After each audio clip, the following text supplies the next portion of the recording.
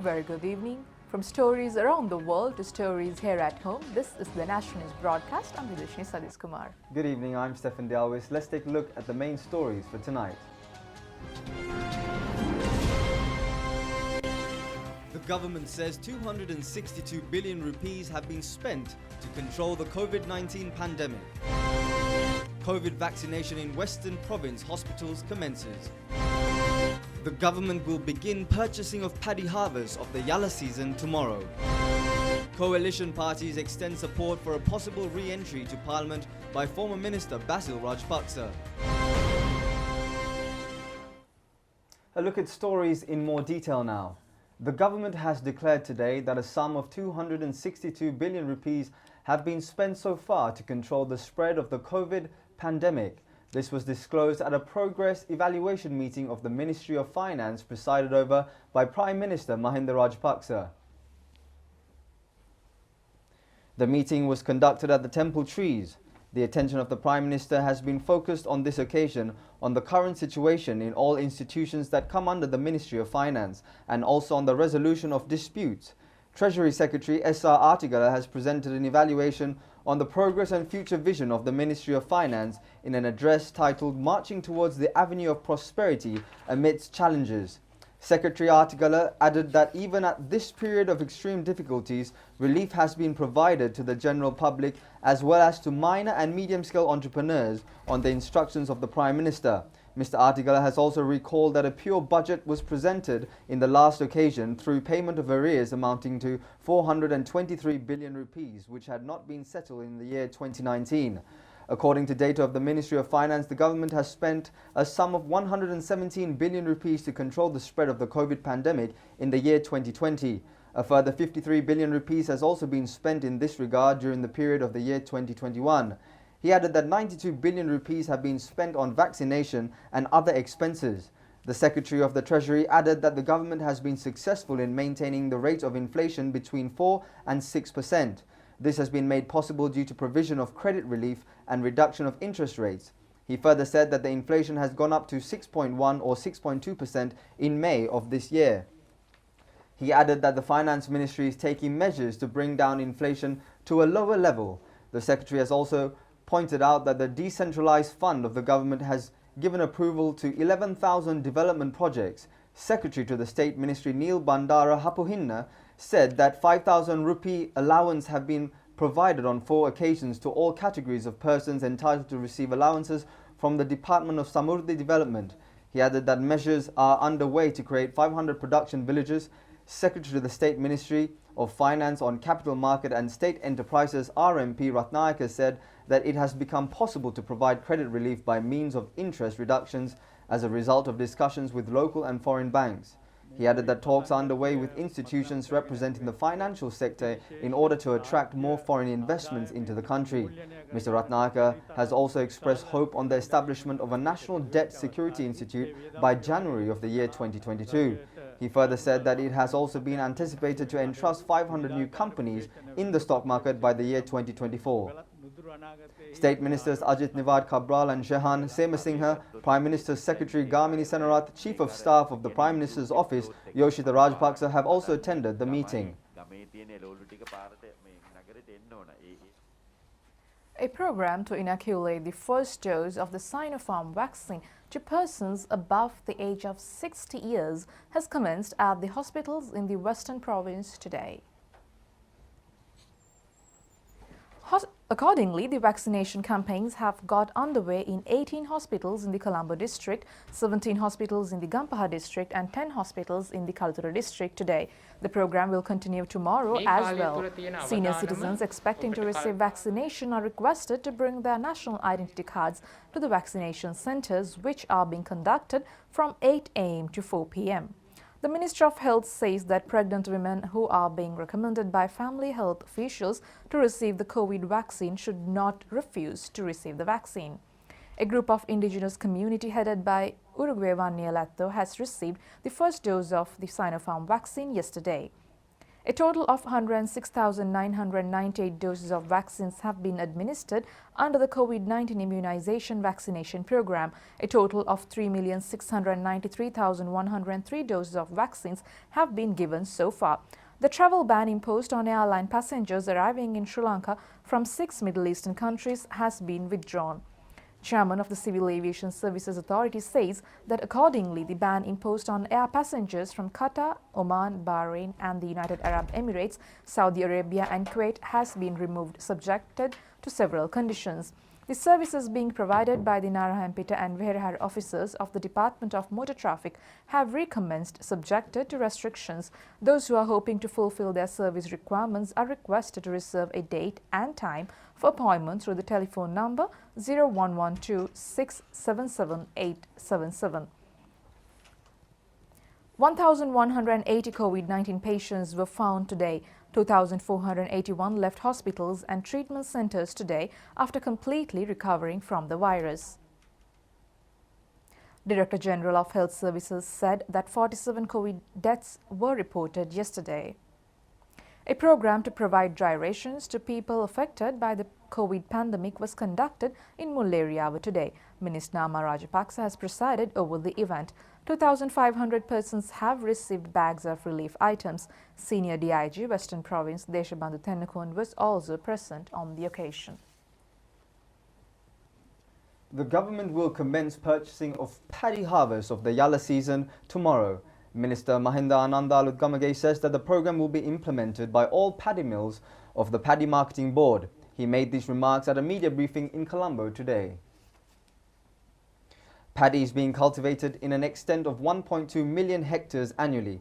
The annual rice production is 3.3 million metric tons. However, the country's annual rice requirement is 2.8 million metric tons. The purchasing price of a kilo of Nadu rice is 50 rupees. A kilo of Samba paddy is being brought for 52 rupees and a kilo of moist paddy for 44 rupees. Minister Mahinda Ananda Alugamage said that Sri Lanka has enough rice stock sufficient for 6 months starting from August this year. In addition, harvest of the last Maha season is sufficient for 1.5 months. The minister added that accordingly there is a buffer stock of rice for the 8 months. He has ruled out any shortage of rice in the country. The minister further said that farmers will be paid for their rice stocks as soon as they handed them over to the Paddy Marketing Board. There is no room to sell rice at exorbitant prices. In the recent past, a fine of 2,500 rupees was levied for selling rice at higher prices. This fine is totally inadequate. Therefore, new legislation has been brought to the Parliament to increase the fines up to 100,000 rupees. He also said that mill owners are compelled to purchase paddy at 50 rupees per kilo. The minister also said that the government's aim is to grant a guaranteed price to the farmer and at the same time to sell rice to the consumer.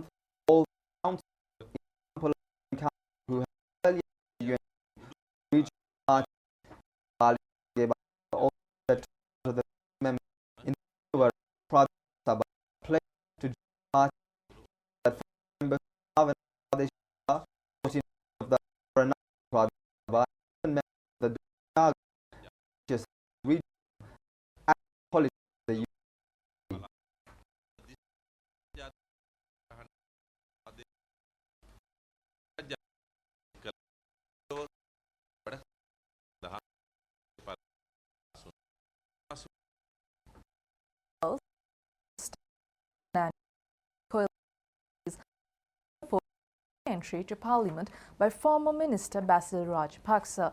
Several people's representatives have expressed their opinion today on a possible re-emergence of former Minister Basil Rajapaksa in Parliament.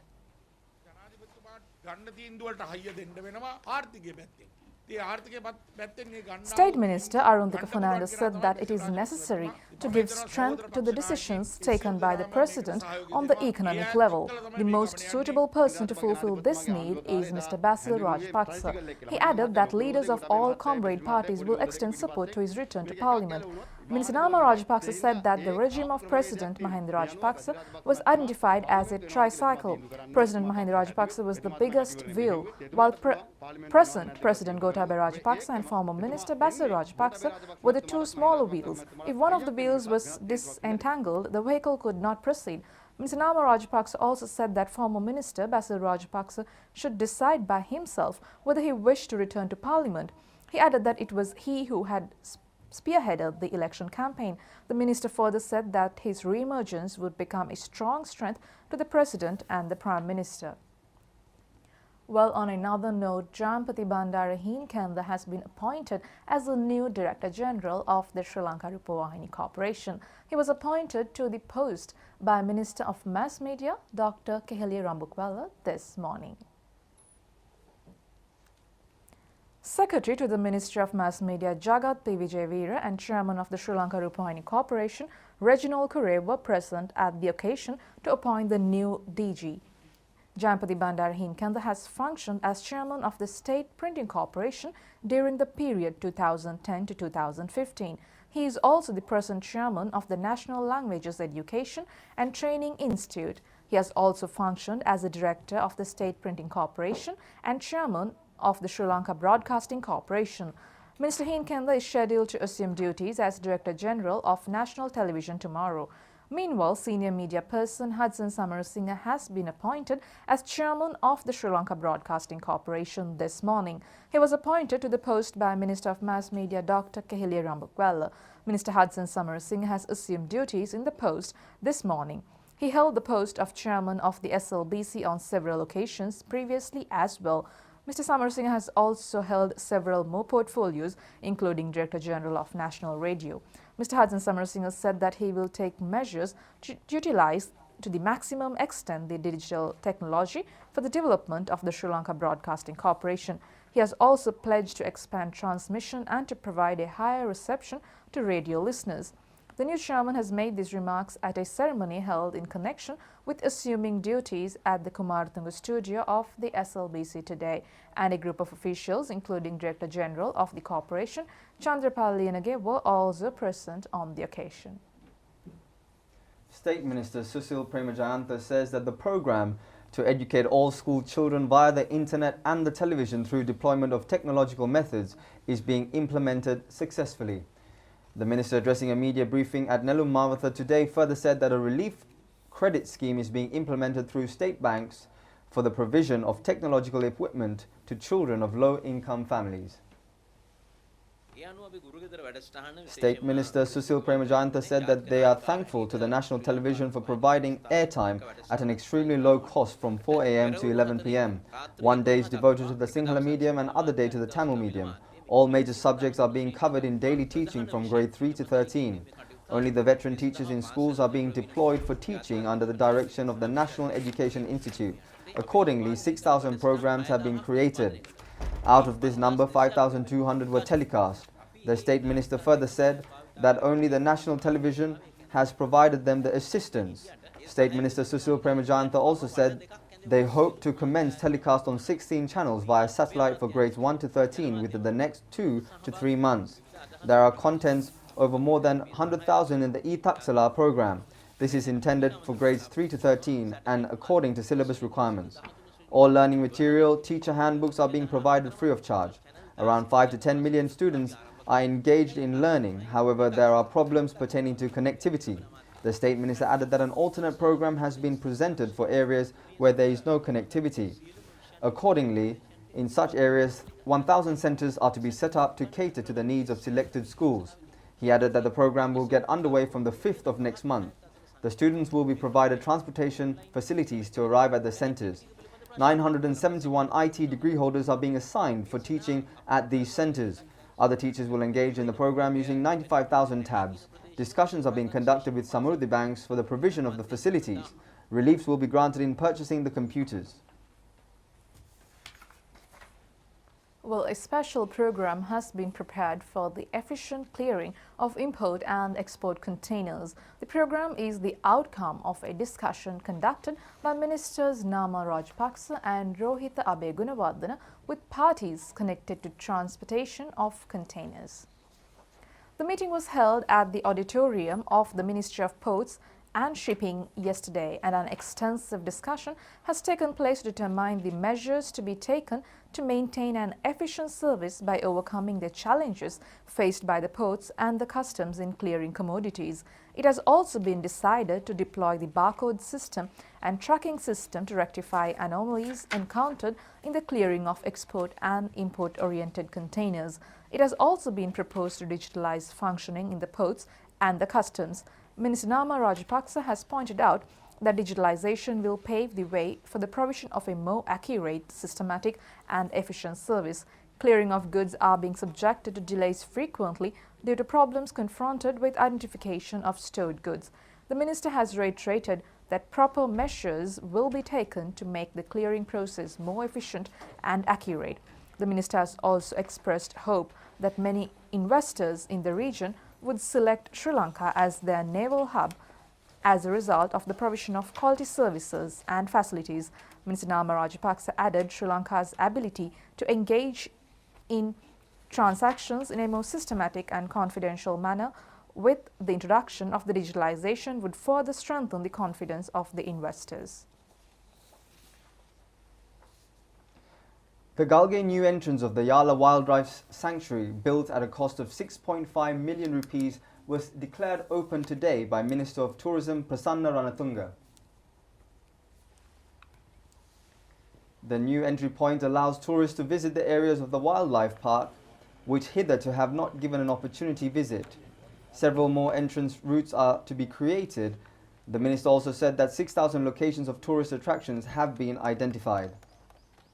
Minister Prasanna Ranatunga said that programs are being carried out to open the entire country to tourists. If we delay in our activities, the other countries will overtake us.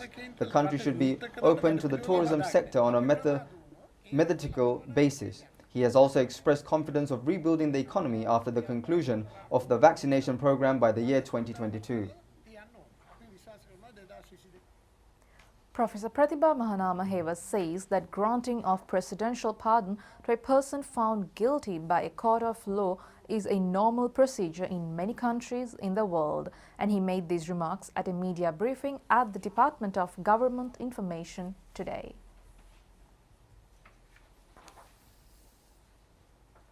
The first stage of the program to provide fishing gear to the fishermen affected by the Express Pearl Ship disaster has commenced today.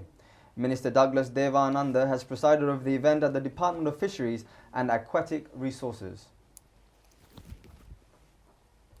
Fishing nets were handed over to 7 fishermen in the Negombo Municipal Unit and also in the Colombo and Kaluthara districts. The Department of Fisheries and Aquatic Resources has spent a sum of 2.1 million rupees in this regard. State Minister Kanchana Wijayasekara said that all fishermen who have become victims of the ship accident will be compensated.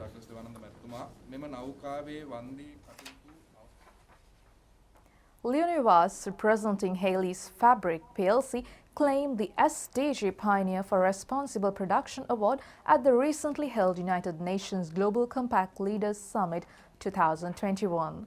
Leonivas fashioned the taste of tea into a tool for sustainability after developing a textile dyeing agent from tea waste, restricting industry-related pollution. In an exclusive interview with the national television, Leonivas made these remarks. I was awarded the United Nations Global Compact SDG Pioneer for the year 2021, which was presented by the United Nations Global Compact. UN Global Compact selected 10 business leaders who have shown progress and commitment towards advancing sustainable development goals after a tough selecting process. And I have the opportunity to be selected as the expert in the field of responsible production. I'm humbly proud to say that I hold the recognition of being the first Sri Lankan that has ever been nominated in this conference. The United Nations General Assembly approved the 2030 Agenda for Sustainable Development in September 2015, which includes 17 Sustainable Development Goals and 10 principles. These development goals are aimed to resolving the global crisis, global epidemics, economic inequity and social inequality. Sri Lanka has also taken a number of actions within this national policy framework to achieve these sustainable policy goals. The Sustainable Development Council and the United Nations Global Compact Sri Lanka network was established in Sri Lanka to focus more on the sustainable development goals in both public and private sectors. As a sustainability and innovation manager of Haley's Fabric, I was able to implement a number of projects within the organization.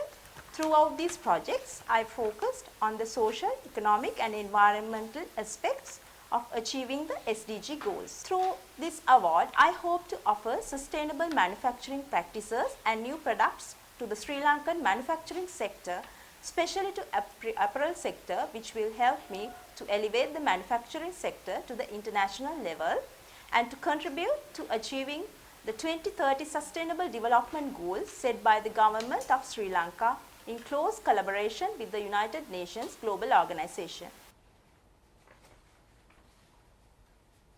Well, on News on Information Press, Professor Pratibha Mahanamaheva says that granting of presidential pardon to a person found guilty by a court of law is a normal procedure in many countries in the world. He made these remarks at a media briefing at the Department of Government Information today.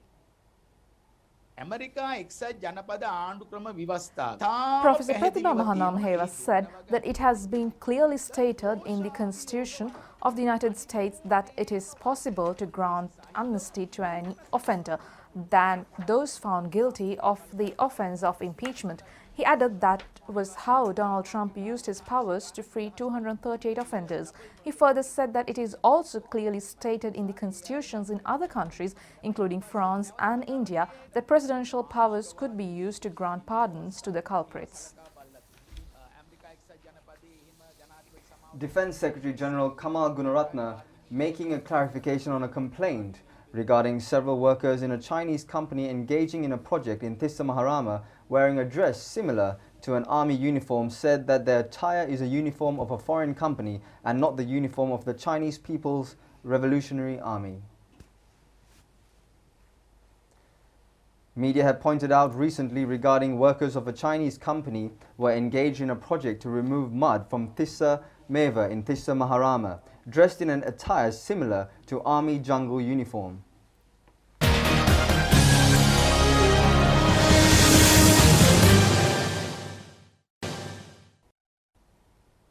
We'll come back and now we continue with sports news. Well, now let's have a look at the medal hopes feature. Chaturang Lakmal is a weightlifter who has brought medals to Sri Lanka at the Commonwealth Games. He has won the National Weightlifting Championship trophy for the first time in the year 2014. He has achieved this feat in the 56 kg weight category. He has also brought another silver medal in the weightlifting at the 2016 South Asian Games. It was a silver medal that Chaturanga has secured at the 2014 Commonwealth Games. At the 2018 Commonwealth Games, he has won another bronze medal for Sri Lanka. Chaturanga Lakmal also won a silver medal at the 2019 South Asian Games.